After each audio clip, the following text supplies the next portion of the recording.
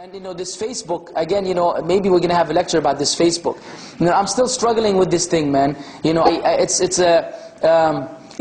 good and it's no good. It seems that once I go in there, I'm like the most annoying person in the world. I know. You don't have to tell me, in case I've been sending you messages. I know. Because I can't help, once I see something wrong, without commenting. It's an obligation on us, by the way. Not that I'm special, I'm no one.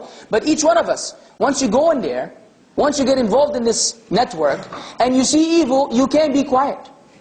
So we get people give da'wah in the oddest ways possible.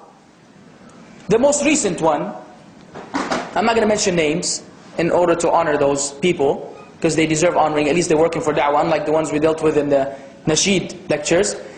They have images, okay, of women, Muslim women, who are wearing nothing.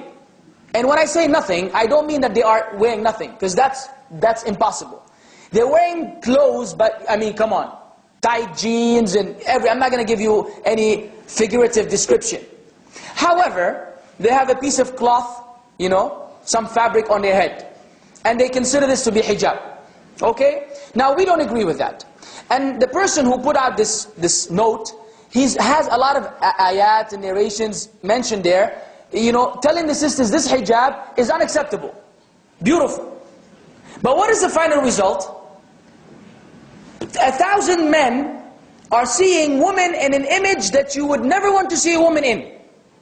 Because it's unacceptable, Islamically unacceptable. Seeing a woman in her full detailed appearance, posing. Not that she doesn't know, she's looking at the camera, smiling, trying to look seductive. And now, you tell the person, yeah, Shaykh.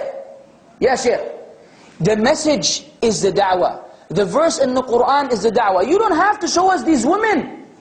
You are trying to deliver a message to the ladies. You have 1,000 men, teenagers, who don't need to see this.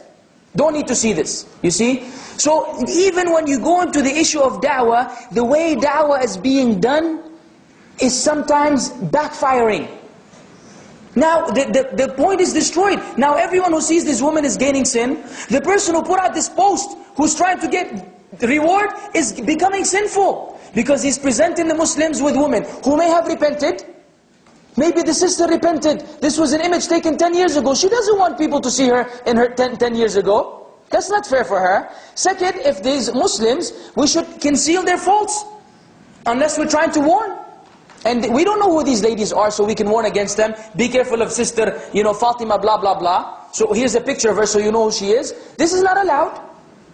So we're supposed to conceal their faults. So the sisters then this is a valid point. The dress is we have a Muslim way of dressing. And it's very particular, very specific, very unique. We don't need to imitate others, because imitating others constitutes what I mentioned in the beginning of the lecture.